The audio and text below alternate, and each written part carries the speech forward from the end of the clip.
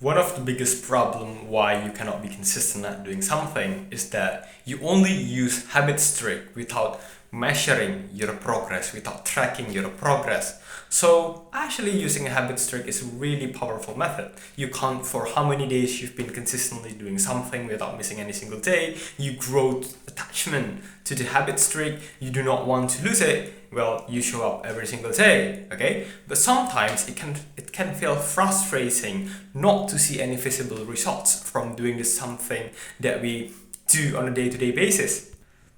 You might feel no point anymore to continue doing your thing.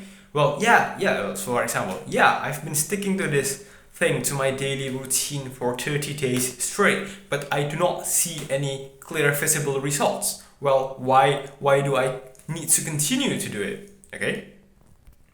Well, we do not want this to happen, okay? That's why we need to make sure to ourselves that we are winning on a day-to-day basis, okay? That's why we need to track, we need to measure our progress. So for example, if you want to be consistent at exercising, track on day 1 how many push-ups can you do, and just try to improve every single day. And then on day 7, okay, maybe you can do, I don't know, 3 more push-ups than you can do on day 1.